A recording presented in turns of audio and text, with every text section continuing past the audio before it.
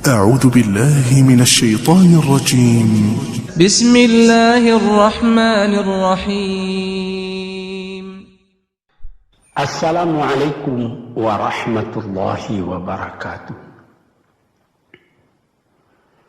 Tuan-tuan, saudara-saudara, ibu-ibu dan bapak-bapak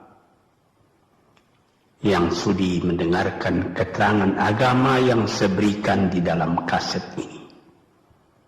Moga-moga Tuhan melimpahkan, mengurniakan rahmat dan nikmat-Nya kepada kita semuanya. Saya akan membicarakan suatu ayat yang bertemu di dalam surat Al-Baqarah. Bunyinya, Allahu waliyul ladzina amanu yukhrijuhum minadh dhulumati ilan nur. Walladzina kafaru awliya'uhumut taghut yukhrijunahum minan nuri ila dhulumat. Artinya,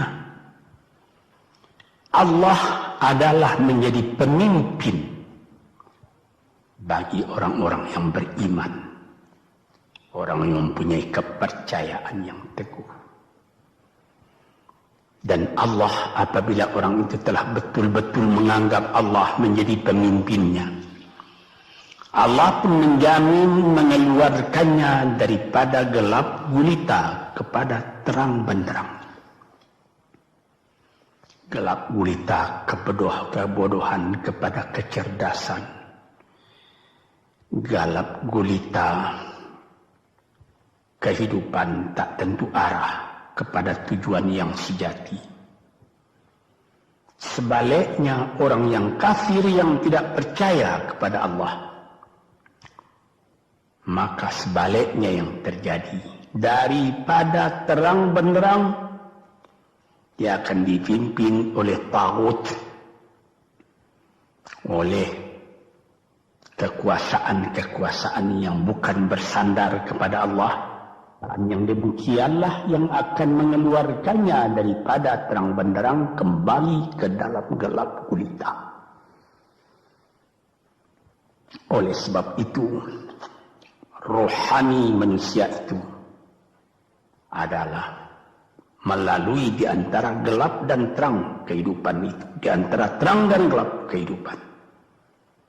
Kalau sekiranya jasmani kita, kalau sekiranya badan kita yang lahir ini diberi cahaya oleh matahari yang terbit di waktu pagi, yang terbenam di waktu sore, rohani kita pun diberi juga terang oleh suatu yang lebih terang dari matahari, yaitu petunjuk dan hidayat Tuhan.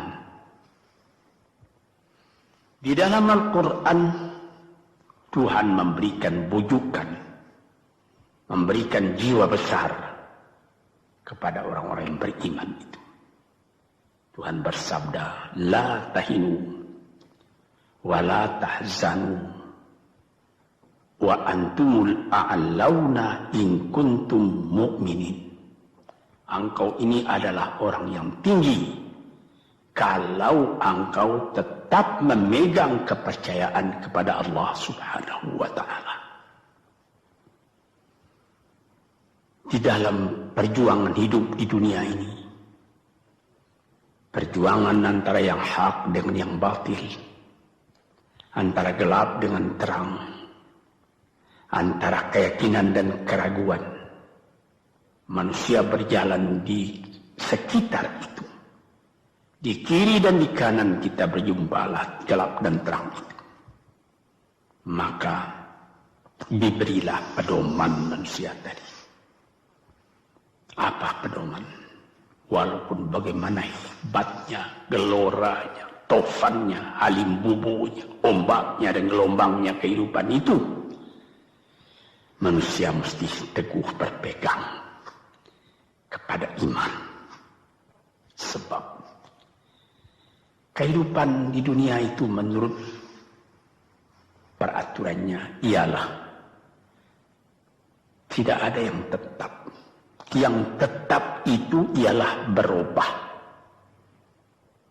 Berubah itulah ketetapan yang ada dalam dunia. Panas sangat terik, benar, nanti akan hujan. Hujan sangat lebat, benar, nanti akan panas. Di suatu tempat terjadi hujan yang lebat, berhari-hari timbul banjir. Ya, banjir itu tidak tiap hari, nanti dia kering lagi. Di laut pun demikian pula. Ada pasang naik, tergenang ke atas. Besok pagi air itu sudah kering lagi, surut pasang. Begitulah kehidupan di dunia itu. Itu harus kita yakini supaya kita jangan terombang-ambing dalam kehidupan itu. Kalau kita sudah mulai terombang-ambing, tahu-tahu walaupun bagaimana terangnya hari, gelap timbul dalam jiwa kita sendiri. Walaupun panas terik, kita berhujan. Hujan oleh keringat kita sendiri. Jadi yang penting di sini menjaga hati itu. Sampai Rasulullah Nabi kita Muhammad SAW, inna fil jasadi mudghatan, di dalam tubuh manusia itu ada suatu bekuan darah. Idza salahat salahal jasadu kulluhu wa idza fasadat fasadal jasadu kulluhu. Kalau ini segumpal daging baik, seluruh badan jadi baik. Kalau dia rusak, seluruh badan jadi rusak. Apakah itu? Hati. Kendali terletak dalam hati kita. Hati artinya penuh.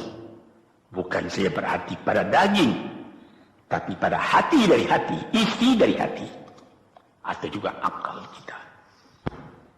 Sebab itu, maka kalau satu waktu saya pernah mengajarkan doa yang mengandung 8 sifat-sifat lemah menghilangkan kemerdekaan manusia.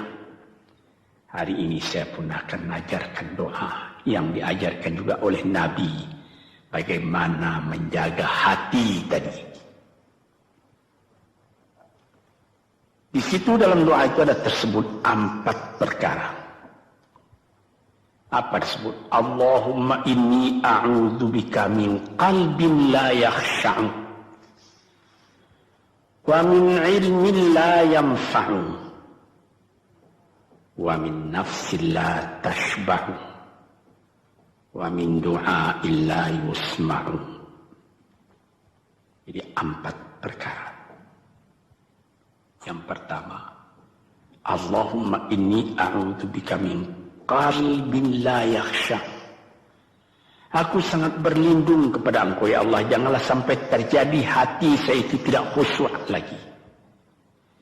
Ini bahaya ini. Mulai bahaya mengancam kepada manusia. Kalau hatinya tidak khusyuk lagi, hati khusyuk yaitu hati itu tentu jelas tujuannya kepada Allah. Allah menjadi pegangannya. Allah menjadi bentengnya. Allah menjadi ingatannya. Allah menjadi tujuannya.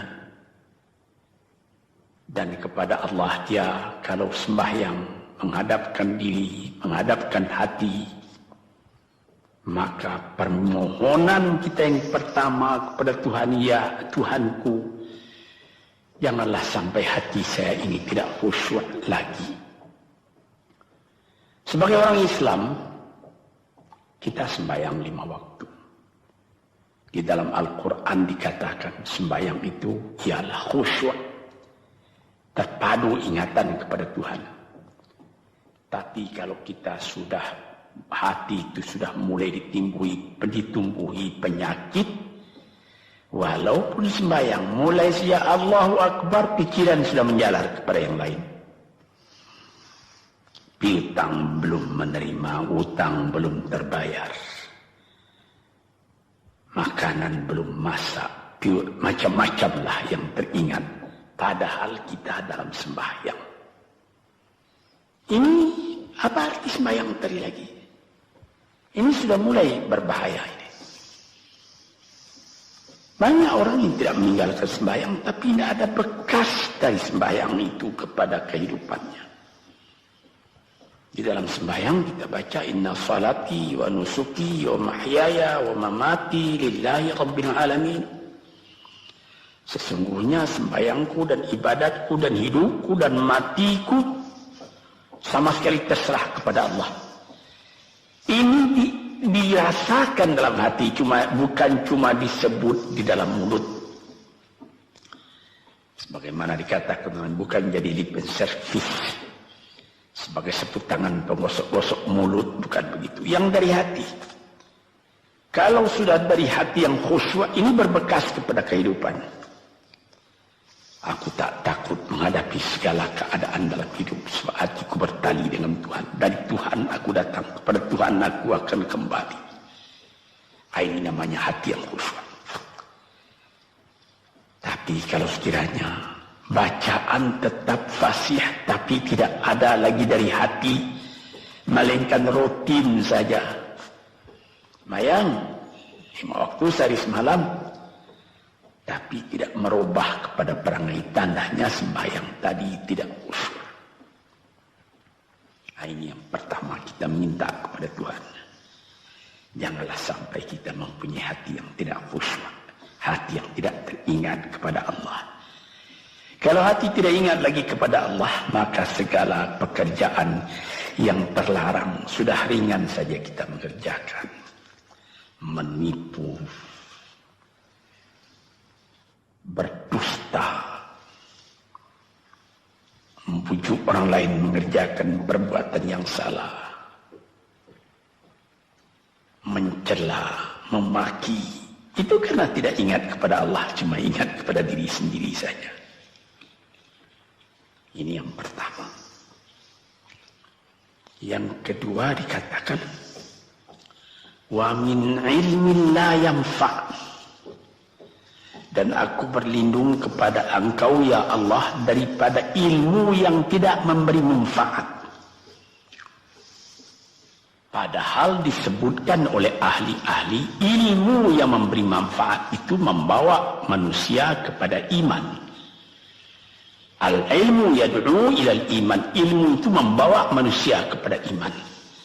Sekarang sudah ilmu banyak, tapi tidak membawa kepada iman, melainkan membawa kepada celaka. Sudah maju kepandaian orang, ilmu, pengetahuan orang, teknologi orang, sains orang, knowledge orang, dan segala macamnya. Tapi tidak ada manfaatnya kepada manusia. Cuma bahaya karena ilmu tadi yang datang kepada manusia. Sebagaimana ilmu manusia di abad ke-20 yang sangat penting, yaitu tentang tenaga atom. Maka timbullah bom atom, bom hidrogen, nuklir. Sehingga manusia diancam sekarang ini oleh bahaya atom itu di mana-mana. Apabila kita lihat di televisi bagaimana mengadakan demonstrasi di Australia, di Jerman Barat, di tempat-tempat yang lain, melihat bagaimana bahaya atom itu kalau terjadi perang dunia yang ketiga. Ya Rabbi ya Karim, bom atom yang jatuh di Hiroshima itu belum ada artinya dibandingkan dengan bom yang sekarang, yang sedang disimpan oleh kerajaan-kerajaan, oleh negara-negara besar untuk menghancurkan. Ini ilmu ini. Tetapi ilmu yang membawa bahaya, bukan saja tidak memberi manfaat, bahkan memberi bahaya. Di sini terasa oleh kita bahwa ilmu yang ada itu pun mesti dikembalikan atau dikendalikan oleh iman. Kalau tidak, maka nyawa manusia ini akan dipandang sebagai sampah saja. dijatuhkan satu bom hidrogen ke dalam kota Jakarta ini, na'udzubillah min dzalik. Umpamanya dimasukkan ke kota Jakarta ini satu bom hidrogen saja, itu sudah habis penduduk Jakarta yang lebih dari 5 juta ini. La haula wala quwata illa billah.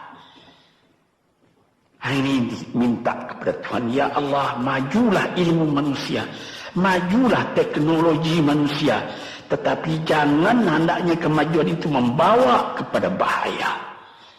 Jangan ilmu pengetahuan itu membawa kepada yang tidak memberi manfaat. Nah, ini doa yang kedua kepada Allah Tuhan sarwa sekalian alam. Yang ketiga disebut lagi, wa min nafsin la tashba'u. Dan aku berlindung kepada Allah daripada nafsu, daripada diri, daripada ego, daripada tiap-tiap masing-masing diri ini yang tidak merasa kenyang. Ini juga bahaya besar. Inilah yang menimbulkan penjajahan di dunia. Inilah yang menimbulkan, disebut dalam bahasa Arab, al-ghazwul fikri, penjajahan. Sesudah Perang Dunia Kedua sudah banyak negeri-negeri yang merdeka, tetapi sekarang timbul lagi penjajahan baru. Apa? Penjajahan fikiran. Sehingga bangsa yang merdeka tadi tidak merdeka lagi fikirannya. Dia merdeka di dalam meniru kepada bangsa yang lebih kuat. Itu namanya terjajah juga. Jadi tuan-tuan yang terhormat, apa pangkalnya ini? Daripada nafsu serakah manusia. Nafsu serakah manusia sebagaimana tersebut di dalam hadis. Lau kana libni adama wadiyani min dhahabin labtagha salisan. Wa ma yamla'u jawfubni adama illa turab. Kalau manusia itu mendapat suatu lembah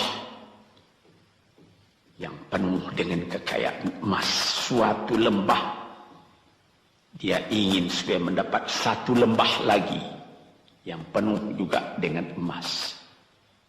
Dapat 2 lembah, dia minta 3 lembah lagi yang penuh dengan iman. Nafsu manusia tidak pernah kenyang. Padahal akhirnya kalau dia sudah menutup mata, tidak ada yang akan memenuhi perutnya melainkan tanah. Saya teringat akan cerita yang disampaikan oleh Graf Leo Tolstoy, pujangga Rusia yang terkenal, bahwa orang yang tidak mempunyai nafsu yang kenyang itu, pada suatu hari katanya, ada satu orang kaya mempunyai tanah yang luas. Dia mengatakan kepada orang, boleh tuan-tuan mengambil tanah kepunyaan saya ini, berapa tuan suka, berapa tuan mau. Syaratnya cuma begini, sepanjang yang tuan berjalan dari timur ke barat, lantas sebelum matahari terbenam, tuan sampai kembali ke tempat tuan melangkah pertama tadi. Berapa saja tuan suka, boleh ambil tanah ini. Maka datanglah si tamak tadi. Tuan yang punya asli tanah tadi mengatakan, bawalah bakal, jangan lapar di jalan nanti. Baik, dibawanya nasi sebungkus, dia berjalan, jalan. Dari pukul 7 pagi. Kalau diambil kekuatan, hendaknya pukul 10 dia sudah makan. Melangkah lagi beberapa ratus meter atau sekian, nanti boleh kekuatan buat kembali. Sehingga sebelum matahari terbenam, dia sudah sampai ke tempat dia menuju bermula. Tetapi ini orang bernafsu betul, dia minta supaya banyak tanah yang dapat didapatnya. Dibawanya nasi sebungkus, tapi dia tidak jalan di tengah jalan, tak berhenti, kan nanti berapa meter itu nanti kalau saya berhenti, tanah yang kurang buat saya. Dia terus berjalan.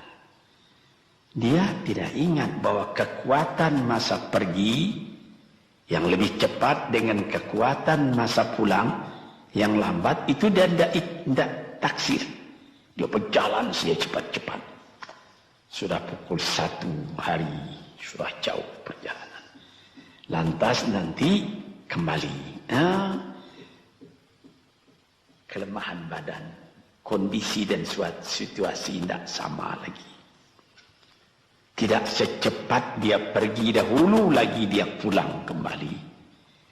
Maka bukan pukul 7 dia sampai, atau pukul 5 sore tadi dia sampai ke tempat dia berjalan bermula, karena dia jalannya sudah lunglai, kaki sudah penat, badan sudah letih. Kira-kira baru pukul 2 dia tidak dapat berjalan lagi karena sudah lapar. Dia coba makan sedikit pun tidak bisa lagi seenak makan yang tadi. Habis makan pun dia berjalan lagi. Pukul 3 dia terhenti. Jauh lagi baru sampai tempat yang pertama. Menurut syarat yang diberikan oleh mempunyai tanah yang pertama, kalau engkau tidak sampai ke tempatmu yang pertama tadi sorenya, tanah ini tidak engkau dapat lagi semua. Memang tidak sampai dia. Pukul 4 dia sudah berhenti berjalan, tidak kuat lagi. Mata sudah gelap. Akhirnya karena terlalu capai, terlalu penat, mati dia di tengah jalan. Berapa dia dapat tanah tadi lagi? Cuma sepanjang badannya untuk kuburannya, yang lain tinggal semua. Ini satu misal yang dibawakan oleh Graf Leo Tolstoy, yang sesuai dengan hadis Nabi tadi, nafsul la tashba, diri manusia yang tidak pernah merasa kenyang. Kita berkehendak tidak berbatas, tapi tenaga kita sendiri berbatas. Ini kali tidak difikirkan oleh manusia. Dia punya angan-angan, dia punya macam teori yang dikeluarkan. Dia lupa bahwa nanti tenaganya itu akan terbatas karena sakit, karena lapar, karena tua. Sebagaimana pepatah dari nenek moyang kita, tanda-tanda dikirimkan lebih dulu bahwa kita tidak akan lama lagi di sini. Apa? Rambut, gigi, mata sudah mulai kabur. Uban sudah mulai bertabur. Gigi sudah mulai gugur. Kulit sudah mulai kendur. Kalau mata sudah kabur, uban sudah bertabur, gigi sudah gugur, kulit sudah kendur, sudah 4 perkara. Yang kelima ialah pintu kubur. Nah, ini kerap kali manusia lupa yang demikian. Sebab itu dikatakan, ya Tuhanku, janganlah sampai aku ditumbuhi oleh penyakit nafsu yang tidak mau kenyang-kenyang itu. Nah ini, kemudian itu timbul lagi doa yang keempat. Disebutkan di situ, wa min du'a illa yusma'. Ini lebih berbahaya lagi. Ini sudah puncak dari bahaya. Apa artinya? Dan aku berlindung kepada Engkau ya Allah daripada doa yang tidak didengar lagi. La ilaha illallah. Mendoa ya Allah, kasih aku ini, kasih aku kesempatan, tapi tidak didengar lagi. Tuan-tuan, para pendengar kaset yang tercinta, ada tersebut dalam hadis Nabi, wa malbasuhu haram, wa mashrabuhu haram, wa ghudhiya bil haram. Ya Rab, fa'anna yustajab lah. Ash'asa aghbara badan sudah penuh dengan kotoran, penuh debu. Yang mudu yadaihi ila sama, menadahkan tangan keduanya ke langit. Ya Rabbu, ya Rabbu, ya Tuhanku, tolong aku, ya Allah, bela aku. Padahal yang dimakan haram, yang diminum haram, dibesarkan dengan yang haram. Fana yustajabulah. Dengan jalan apa Allah Ta'ala akan mengabulkan doa itu? Badan kotor menghadap kepada yang bersih, meminta diberi kebersihan. Bagaimana caranya? Tuan-tuan yang terhormat, pernah dalam Quran Tuhan mengatakan, la yanzuru ilaihi wa la yukallimuhum Allah wa la yanzuru ilaihi. Allah tak mau mengajak dia bercakap dan Allah tidak memandang kepada dia. Saya sendiri dengan segala kerendahan hati mengatakan bagaimana beratnya kita bertemu dengan seorang orang besar, lalu dia mengulurkan tangan kepada kita, tapi mata kita tidak dilihatnya. Sengsara rasanya. Bagaimana dengan Tuhan kalau Tuhan tak mau melihat kita? Sebab itu para pembaca, pendengar kaset yang tercinta, berdoalah kepada Tuhan supaya hati kita selalu terbuka. Jangan sampai kita mempunyai hati yang tidak khusyuk, ilmu yang tidak memberi manfaat, jiwa yang tidak pernah kenyang, dan doa yang tidak didengar. Ya Allah, dengarkan doa kami dan tunjukkan kepada kami jalan yang benar dan beri kami terang dalam kehidupan ini. Yang keempat ialah wa min du'a illa yusma. Dan aku berlindung kepada Engkau ya Allah, jangan sampai doaku tidak terdengar, tidak didengar oleh Tuhan. Sebagaimana kita tahu, doa itu adalah mukhul ibadah, tulang sumsum daripada ibadat kita sendiri kepada Tuhan. Segala perbuatan kita patrikan dengan doa, dengan harapan mudah-mudahan diizinkan oleh Allah. Disampaikan maksud kita, macam-macam yang kita minta kepada Tuhan. Tapi kalau doa itu sudah tak diperdulikan lagi oleh Tuhan, apa celaka kita, apa daya kita, apa upaya kita? Di sini kita melihat apa sebab maka doa tidak didengar oleh Tuhan, tidak diperkenankan oleh Tuhan. Tentu saja bukan dari salah Tuhan, melainkan dari salah kita sendiri. Di dalam Al-Quran dikatakan, Iyyaka na'budu wa iyyaka nasta'in. Al-Fatihah tersebut, kepada Engkaulah kami menyembah, ya Allah, dan kepada Engkau kami minta tolong. Tapi dengan tidak sadar, kerap kali kita berbuat terbalik. Iyyaka nasta'in wa iyyaka na'budu, kepada Engkau kami minta tolong, lalu kepada Engkau kami menyembah. Minta tolong dulu baru menyembah. Minta tolong banyak-banyak tapi terima kasih tidak ada. Tentu saja tidak didengar oleh Tuhan. Di dalam satu hadis tersebut, Asy'asa al-Rabbara yamuddu yadaihi ila samai ya Rabbu ya Rabbu, wa mat'amuhu haram wa mashrabuhu haram wa malbasuhu haram wa ghudhiya bil haram fa anna yustajabu lah. Badan sudah kotor, sudah berkerumut, kesusahan, kegelisahan kehidupan terbayang kepada tubuh sendiri.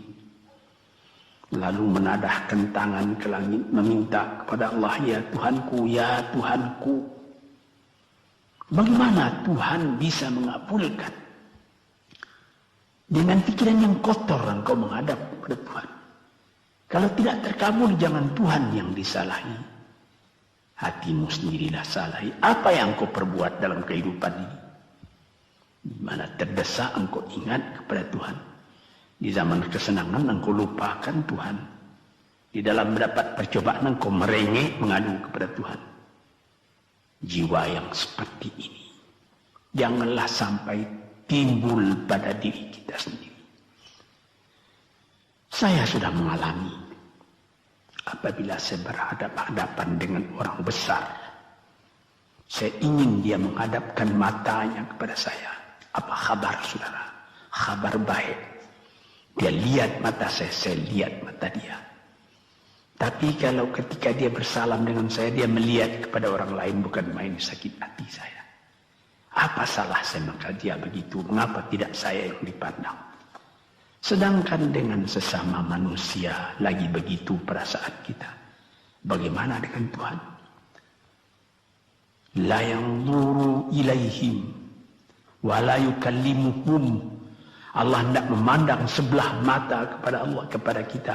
Allah tak mau bercakap dengan kita sepatah pun. Langit mana tempat kita bernaung, bumi mana tempat kita berpijak kalau sudah demikian keadaannya. Nah, ini yang dijaga tuan-tuan yang terhormat dalam doa keempatnya itu. Hati janganlah sampai tidak khusyuk, ilmu janganlah sampai tidak memberi manfaat, nafsu janganlah sampai tidak kenyang, dan doa janganlah sampai tidak didengar. Saudara-saudara, moga-moga Allah memberikan kepada kita hati yang terang. Sebagaimana ayat yang mula-mula saya sebut tadi, Allahu waliyul ladzina amanu yukhrijuhum minadh-dhulumati ilan nur.